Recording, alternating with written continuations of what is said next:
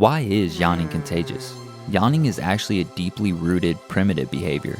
When you yawn, it's not just about needing more oxygen. It's also about your brain cooling down and staying alert.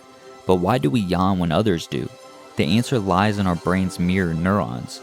These neurons fire not only when we perform an action, but also when we see someone else doing it. Mirroring neurons help us empathize and connect socially. When you see someone yawn, these neurons kick in, making you yawn too.